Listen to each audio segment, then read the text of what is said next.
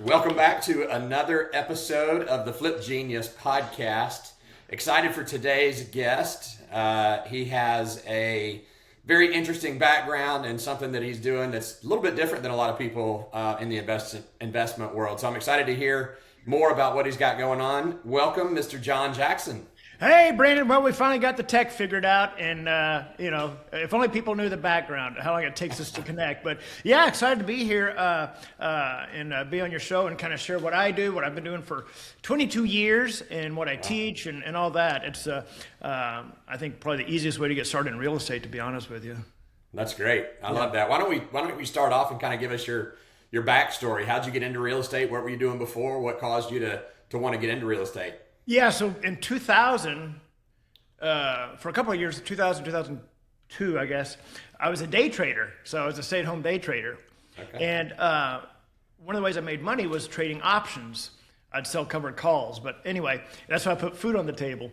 And somewhere in there, I wanted to get into real estate. But at the time, I mean, this is 2002, we didn't have access to all the information that we do now, And I'd wanted to get into real estate, and then I read, it's not back there. I read it's not back there. I heard on TV one morning, I heard Robert Allen and Mark Victor Hansen speaking about, they were promoting their book, 1 Minute Millionaire. Yeah. And I was like, oh my God, they just sounded amazing. So I went, however you bought books back then, I think I had to go to a bookstore. And I bought that book. Barnes and Noble.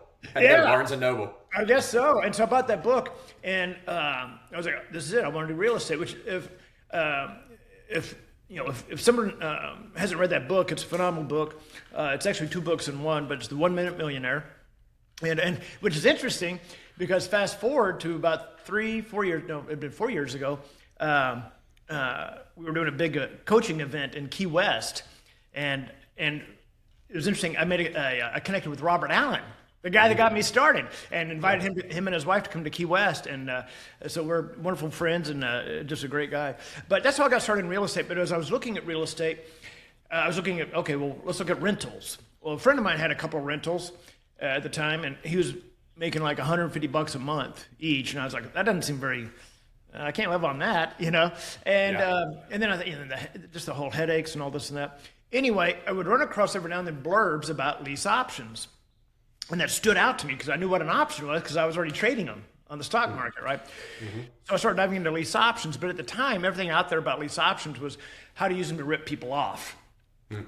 And I thought, okay, well, I don't like that. But I thought, I saw this business model where if you structure it properly and put all the pieces in place, you're going to be helping people, not ripping them off. And that's where my company, Leasing to Buy, was born in 2003.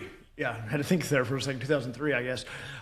So I started my company, Leasing to Buy. Had no clue what I was doing. I mean, no clue. Yeah. But I went and paid $65 for a yard sign. I still have it.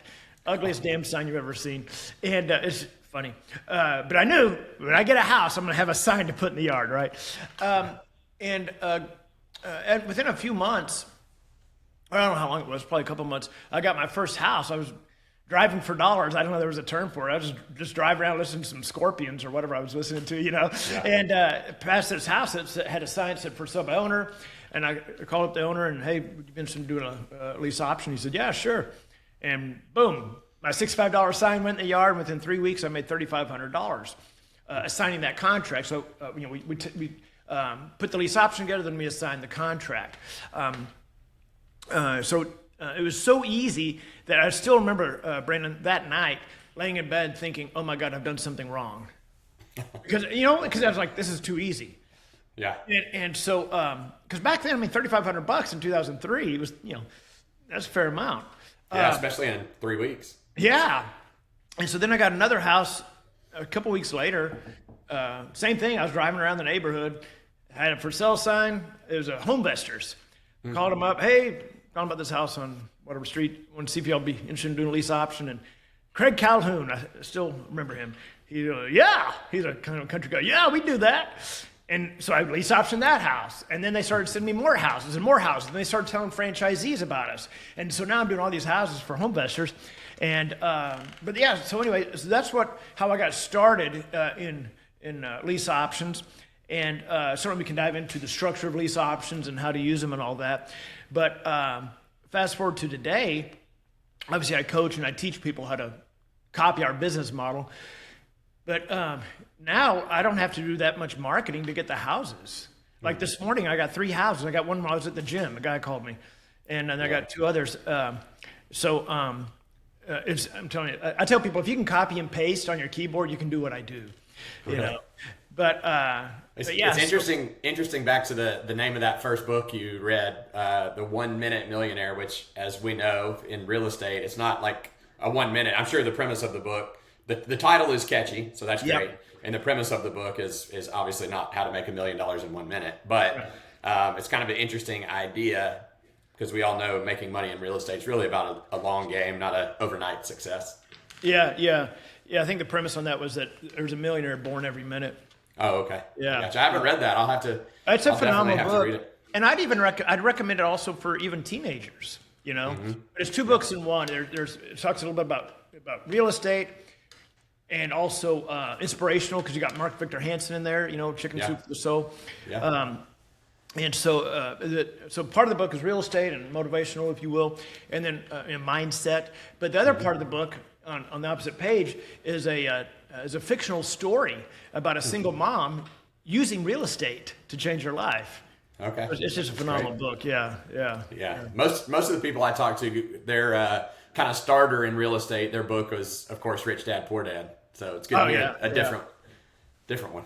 Yeah. So when you first got in, you never did. A lot of times people will get in and then they'll kind of change their strategy within real estate over time. So they get in with flipping and then they change the wholesaling, or they get in with wholesaling and they move to buy and hold. You kind of came in 22 years ago with the lease option strategy, and that's still what you do today. Yeah. So I just, the riches in the niches. And I've done some wholesaling that, I don't like wholesaling, but if it falls in my lap, I'm like, okay, I'll do it. But for me personally, I don't like wholesaling for a number of reasons. It just doesn't resonate with me, especially when I've got this down. We're so easy. Because with what we do, and let me kind of lay the framework for what we actually do. Yeah, so with the lease option, we do lease option assignments. There's 3 types of lease options, Brandon. There's a straight lease option, sandwich lease option, and a lease option assignment. We focus on the lease option assignment. Okay. What that means is the sellers will reach out to us, or sellers, investors, even agents will reach out to us saying, hey, I need help. My house isn't selling. And so it's the easiest conversation ever. I mean, I was at the gym this morning. I had to step out because the music was so loud. And the guy had gotten a postcard from me probably 2 months ago. And because I was like, I haven't done direct mail in a while. When did you get a postcard? It was a couple months ago, because they hold on to them. And anyway, it's super easy conversation. What's the address? Okay. What's going on with it? Well, you moved out, blah, blah, blah. Okay, right. What's your email address? All right, well, I'm going to send you 2 emails. First one's who we are, what do we do, how does it work? The second one's going to have numbers. All right, that's it. I'm not negotiating. I'm not beating them down. I'm not saying, how old's that roof? I don't give a crap. I'm not asking, what's your interest rate and blah, blah. It's just so easy. So what we do is we package up the lease option. So when a seller calls me, I send them an email about who we are. And the second email has a seller price sheet. And it's just the preliminary numbers for the lease option. And by using us, they're going to get very close to full price. No haggling, no negotiating. They're not paying us a commission. They're going to get cash flow in most cases. They're going to get cash flow each month. And our buyers are going to cash them out within 12 months. So we package up this lease option and say, hey, yeah, let's do it. Okay, great. Get the contract signed. Boom. Now we're off marketing that property, that lease option, to the avatar buyer. The buyer is someone that wants a little bit of time to get financed. And so once we find the buyer, we sign the contract, we get paid. They pay us our fee, and then, of course, we help the buyer get financed. We've got credit improvement in place. We've got the lender in place. So it's not just, hey, good luck. We're actually putting them in that program to get them financed. Okay. So you're targeting. Go ahead. I'm sorry. Oh, I was just saying. So sellers love us, buyers love us. Yeah. So when you're looking for a property to get under contract or get under a lease option, are you marketing to on-market properties? So are you trying to get to people who have their property been listed on the MLS for 60 days, 90 days, and haven't sold? Is that who your primary target is? Yes, we've got a few strategies of marketing to sellers. We've got a software platform that will go out and scrape Zillow for all the for sale by owners, the expireds, and it'll text blast them. Okay. I don't use it, even though we give it to our students. I don't use it just because I know my schedule, and I'm not going to block out an hour and a half on a Tuesday to call all these sellers back, right? So what I do is direct mail, and I'll send off like I've done what I tell my students not to do. I haven't done marketing in a couple of months because I probably have 30 houses right now in marketing, and anyway. But I'll do direct mail to answer your question. I'll do direct mail to MLS over 30 DOM. Okay. But I'll do so I'm in Fort Worth, Texas, and so last I looked, I think we had over 3,500 or 4,000 houses on the market over 30 days. Well, I'm not sending out 3,500 postcards, I can tell you that, because my phone would blow up.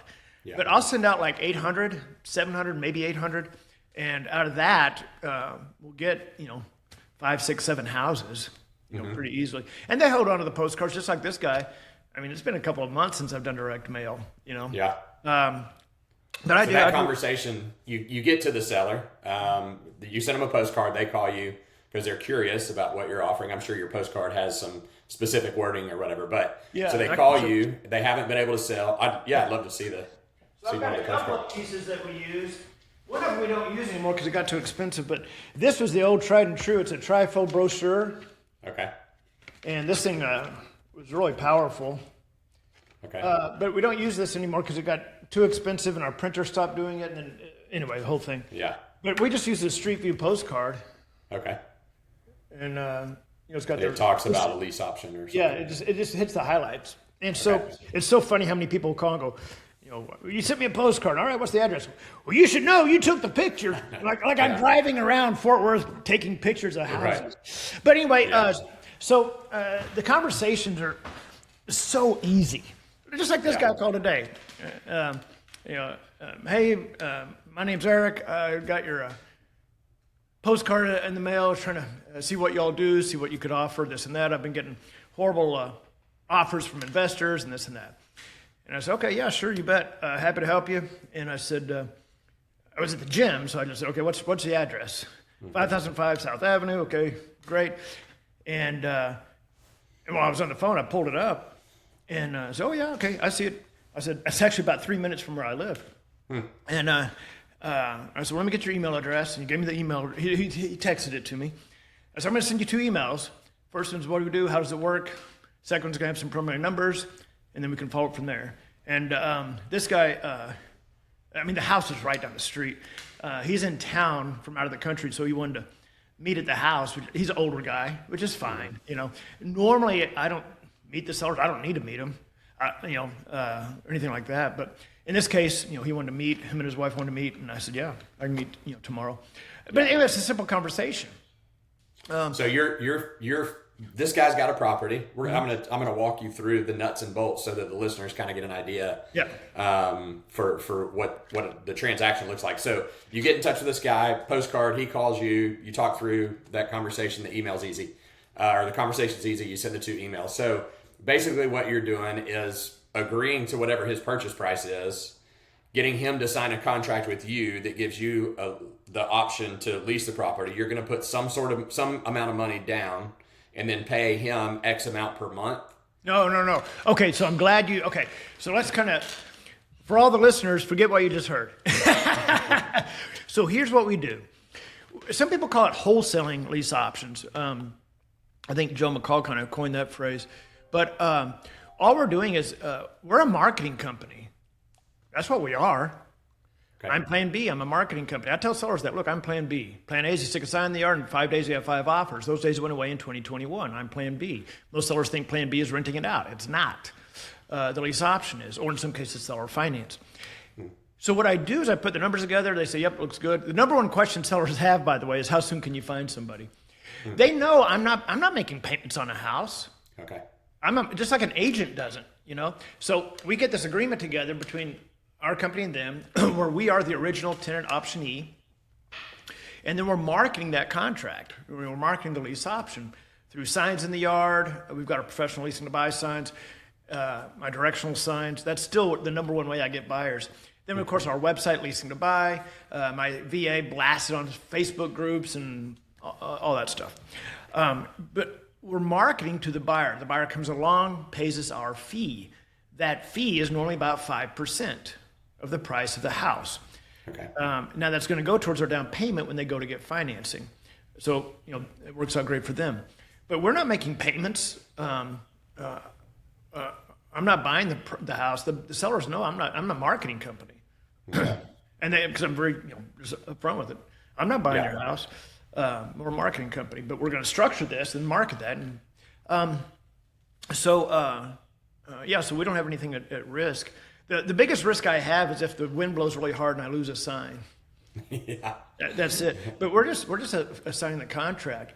And this is super easy deals. The conversations are super easy because I'm not negotiating with them. Like this guy today was asking $280 or something like that for his house, and I raised the price a little bit to like $290. Put the numbers together, and there you go. So he's going to get very close to full price. I'll make like $12,000 on that one, and he's going to get cash flow. And the buyer I find is going to cash him out probably in 10 months, starting before 12 months. Yeah. Yeah. Yeah. So you're coming up with the numbers with the seller, Mm-hmm. and you're going to say, okay, I'm going to go find a buyer for you. The buyer's going to do a lease or the buyer's going to, I'm going to assign my lease option to them. Yep. And your lease option with the seller says you're going to give them $5,000 down and $2,500 a month. And then you're going to go find a buyer and you're going to charge them $12,500 down and $2,500 a month. And you're making the difference. Nope. That's a sandwich lease option. Okay. That's where you stay in the middle. Now, you can do a sandwich lease option where you negotiate the price, a little bit of money down, a little bit of option fee, negotiate the monthly payment, then turn around and lease option it. You get option fee, non-refundable option fee from the buyer, get cash, make that spread. That's a sandwich lease option. We're simply assigning it, so we get out of it. Okay. Yeah, and so I'm going to show. I mean, I don't know if people watch this or listen to it, but if you're listening to this and not watching it, you're missing gold. I'm showing everything. So here's our seller price sheet right here. Okay. And he was asking it takes me literally 15 seconds to put these together. It's brain dead simple. He was asking like $275. So I raised the price. Our fee is going to be $12,000.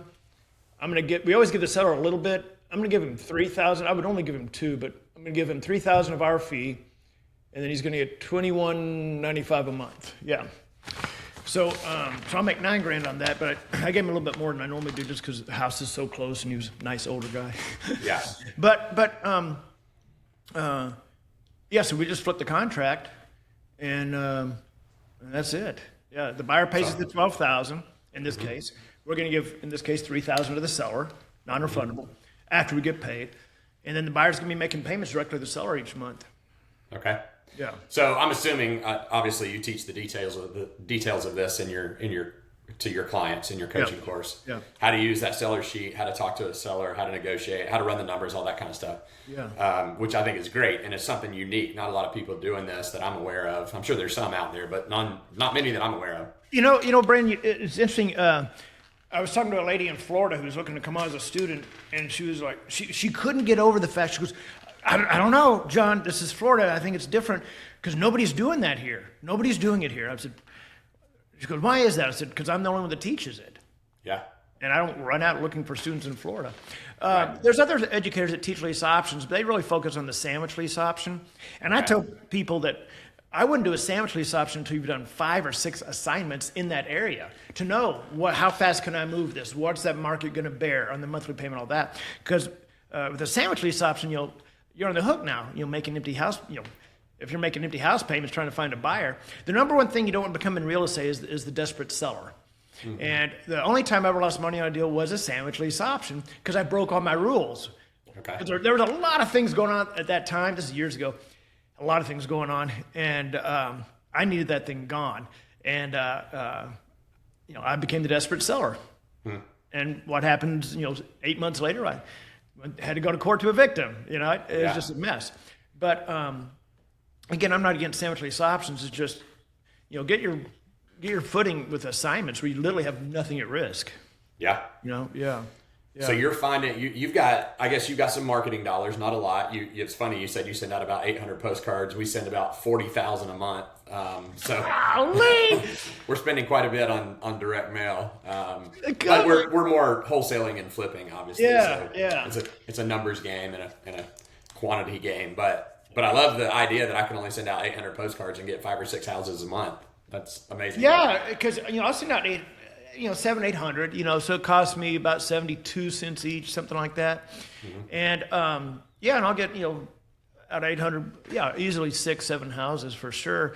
And if each one of those, if I can assign it for, our average fee is about $15,000, just because the price point we normally hit. But that's pretty good ROI. Yeah, I had a student. She'd been with us for 2 months, and she just did a deal with an $89,000 fee. What? That one was seller finance. We also do some seller finance, which I don't want to get into on the podcast here, but we're the exit strategy, lease option, in some cases seller finance. In this case, it was our second deal, and it was $89,000 fee on a seller finance deal. Yeah. Wow.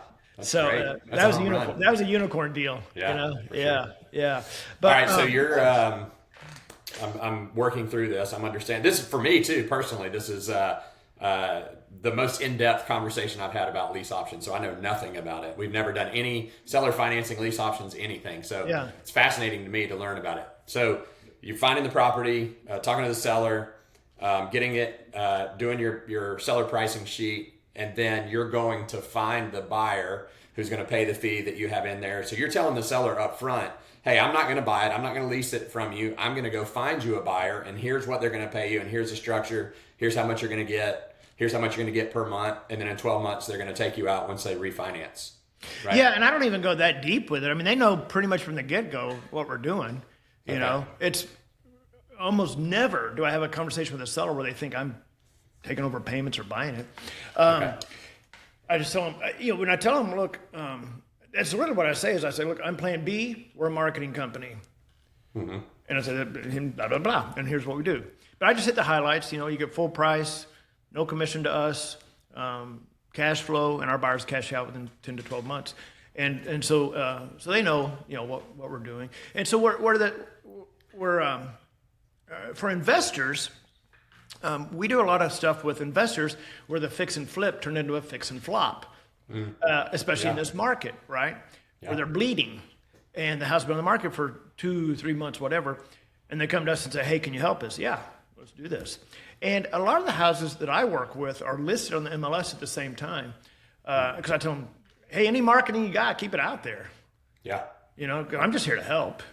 So I get a lot of rehabbers coming to me, especially right now. Yeah. Yeah, they flipped a house, they can't sell it for what they need to sell it for, and so you're offering them an option to get a little bit of cash up front and a monthly payment, hopefully to cover their cost, but if not, at least they're not losing the full amount. Yep. Right? So that's a good option that you're offering. I mean, it's a benefit to it. Yeah, because it's just we're marketing to a different buyer pool. Yeah. Yeah. So how do you mentioned putting a sign in the yard and directional signs. What all are you doing to get buyers to see the house and to say, hey, yes, I'm interested. Yes, I have the cash to put down. And yes, I can afford the monthly payment. How are you finding them? So the first thing I do, and I'm going to hold this up here. By the way, guys, I'm an author. Go to Amazon, get the lease option book by John Jackson. You can actually get this at theleaseoptionbook.com. I think that's the URL. I should probably find that, huh? Wait a minute. That's great. So this will teach people all those questions that I'm asking you, huh? Yeah. You can go to theleaseoptionbook.com, theleaseoptionbook.com, and it's like $11 or something. But it takes you takes you all through the steps. But going back to your question, how do we market to buyers? The first thing we do, again, I work here in Fort Worth, so I just focus locally, okay? Okay. Although I just got a house in Phoenix, there again, the seller calls me out of the blue. I don't market to Phoenix. He calls me, hey, I got this house, fix it up, can't move it. So put the numbers together. Anyway, we're marketing it, and I shipped him signs to put in the yard. Now, I'm not driving to Phoenix. And so here's our signs. So we got our leasing to buy sign there, our yard sign, my name and number. Then do you see these yellow directional signs? Yeah. So the first thing I do is I go to the house, put the sign in the yard, put the yellow sign pointing towards the yard sign. Then, where possible, I put directional signs on the street corners, driving traffic to the house. Then my VA puts it on leasing to buy. She puts it in multiple Facebook groups. Then she uses syndication websites like TurboTenant to blast it out to multiple websites. And that's really how we do our marketing. But still to this day, 22 years later, I get more buyers for my signs even than all the online marketing we do. Wow. Yeah. That's great. And I think doing my reading up on you before this podcast, I think I saw you've done over 800 lease options personally. It's well over 800.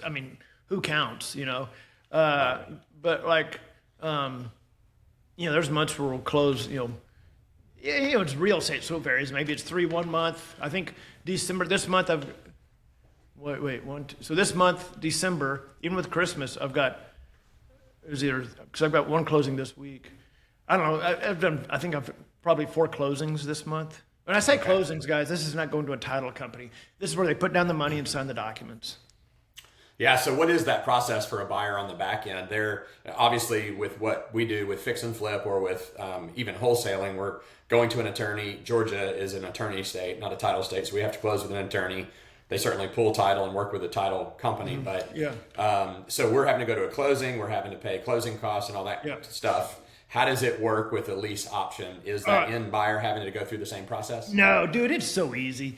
So there's 2 closings, if you will. There's the closing of the lease option where they're putting down the money and signing the documents. Then there's when they go to get financed. That's a traditional close, obviously, right? Okay. But how do you close the lease option with a buyer on the lease option side? It's very, very difficult. I send them the documents via DocuSign, and then I send them my wiring information. That's it. I don't even have to meet the buyer. Yeah. Back in the day, and I haven't done this in a long time, but back in the day, I did kitchen table closings where I would take the documents to meet the buyer at the house. They'd bring a cashier's check, and I'd lay out the contracts, and they'd sign them and all that. Now I just send it via DocuSign. All right, there you go. Here's my wiring information. Bing, there you go. Yeah. Easy. I guess part of those documents you send them is their lease with the seller. Yeah, it's right?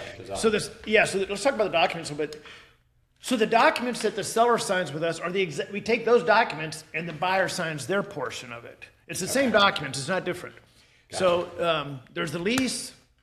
Well, and our documents are lengthier and more complete than probably any other lease option documents out there.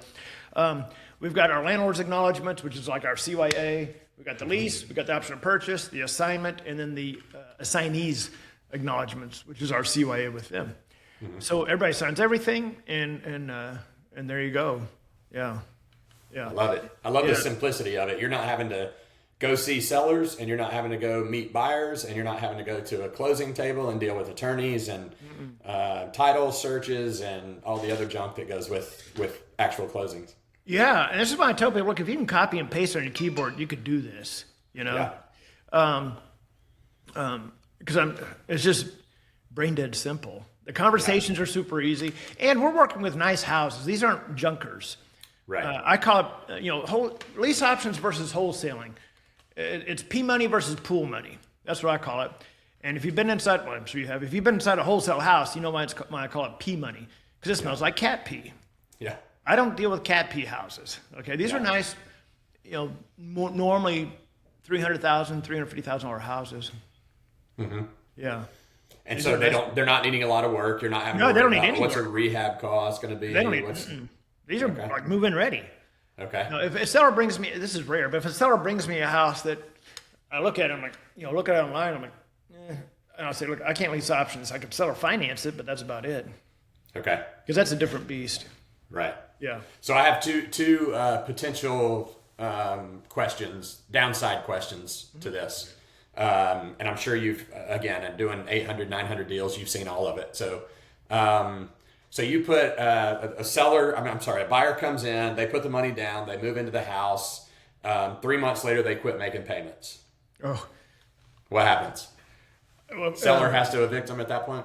Yeah, but okay. You got to keep in mind, I'm trying to think here. I remember the last eviction. I don't remember what year it was, but I do remember that I had long hair. So that gives you an idea. And my kids were in car seats, okay?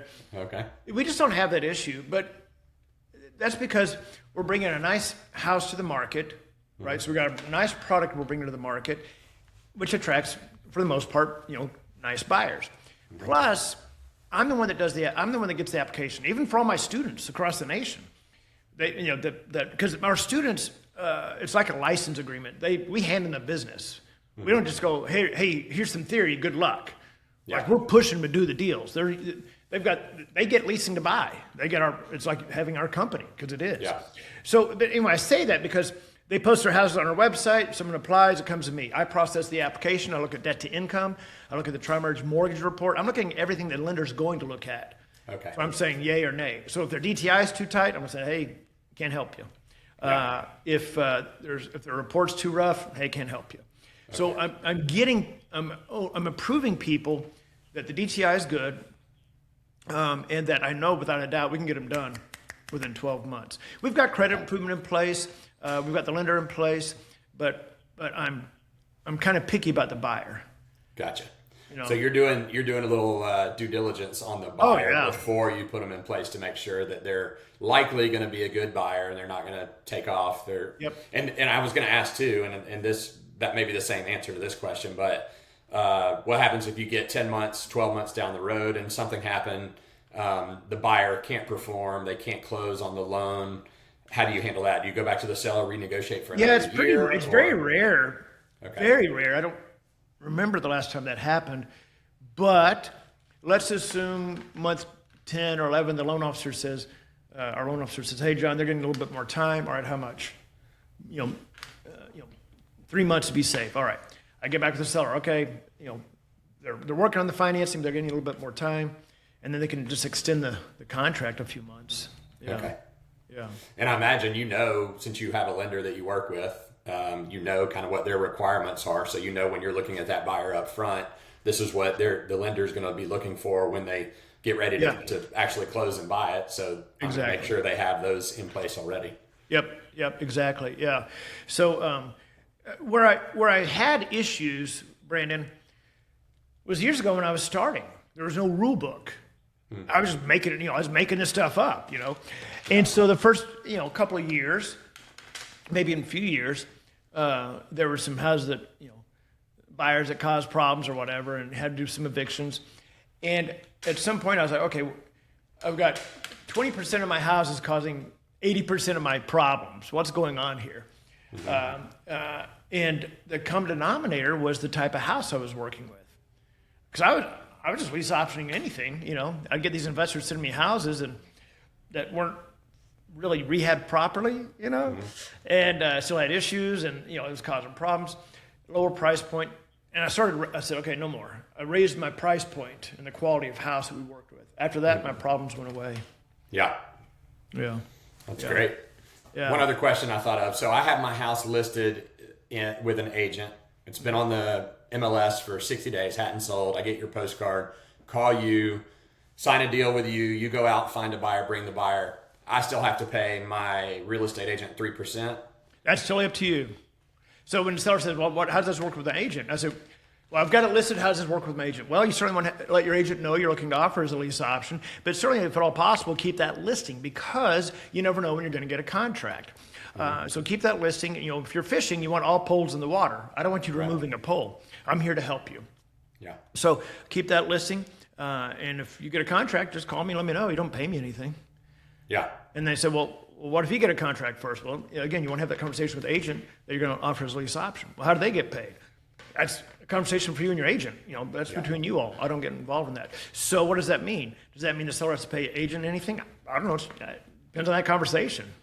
Yeah, they shouldn't because the agent's not bringing a buyer to buy the house. You're bringing a buyer to sign a lease option so that the house is not actually closing and being sold at that point, right? Legally? So I don't get involved in that. Okay. Yeah. Yeah, that makes sense. Yeah. So I love it. It's easy peasy, man.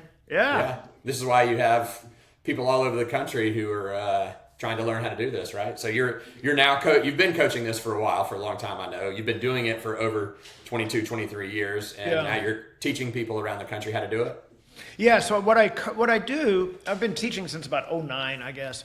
And what I teach is we literally give them the business. So think of it like a franchise of leasing to buy, if you will. So like if you came on board, Brandon, which I wouldn't allow you as a student because I've got standards, but let's assume I dropped my standards. Within 24 hours, your business is set up. You are Brandon at leasingtobuy.com. Boom. You've got access to our website, access to our software, 11 coaching calls a week. There's nothing you need to go out and get. We give it to you on a silver platter. Mm-hmm. And so within 24 hours, we're on a jumpstart call, giving you some homework to do. There's about 4 hours of training to watch. Very easy. Then a few days later, we get your marketing set up, and you're off and running. So what happens is, Chance, a guy, husband and wife just came on board. We're recording this on a Monday. They came on board 6 days ago, I think, Wednesday, I think. Okay. And he's been sitting, and I told him, I said, do not send price sheets to sellers until you send them to me. Let me approve them, Okay. Especially starting off, I want to make sure you got them right. This weekend, I think he sent me, probably 8 price sheets. He just started. Yeah. And he's in where the hell do they live? They live in North Carolina, but he's marketing in Houston. Yeah. Because you can do this virtually easily. And I think he sent me 8 price sheets. He just came on board and it hadn't even been a week, Yeah. So he's going to crush it. Yeah. But anyway, going back to we call it our Dream Partner Program. It's literally giving you the business. Mm-hmm. Versus a lot of coaching, which is, hey, join us every Thursday on Zoom with 300 people, and here's some theory, and I'll answer some questions. All right, good luck. Yeah. When you get off that Zoom call, you're like, oh, that was interesting, but I still don't have a business. So we reverse that model and go, here's the system, here's how you work it, and now let's go. So most people that come on board with us, really by the 3rd week, they've got houses they're marketing. Really? It's fast, yeah. Yeah, that's great. Because they don't have to go out and create anything. Yeah, you're giving it all to them.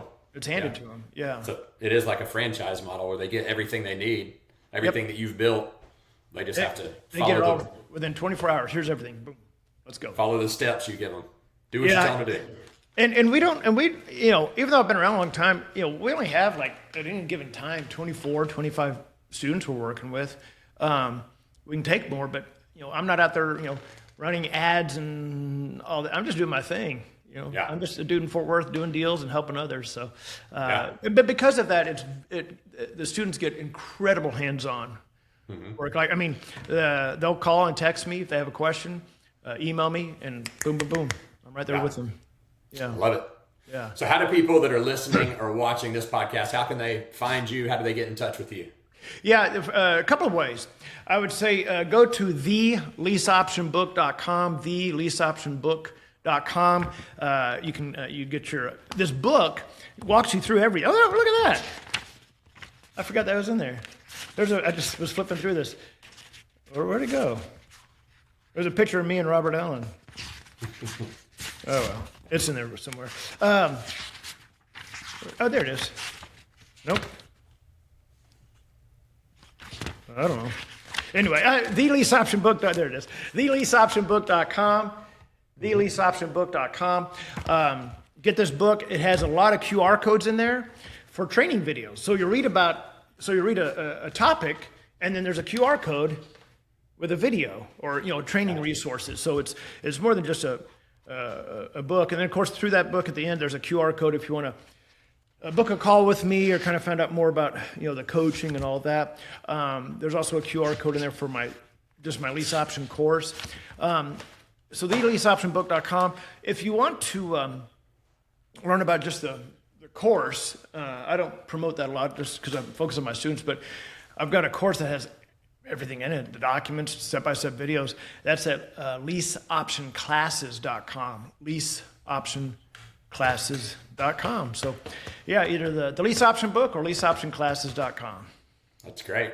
I love it. So I've got 2 books I got to pick up now and read. One, The 1 Minute Millionaire, apparently. Yep. And 2 is the lease option book. Yep. Yeah. Great.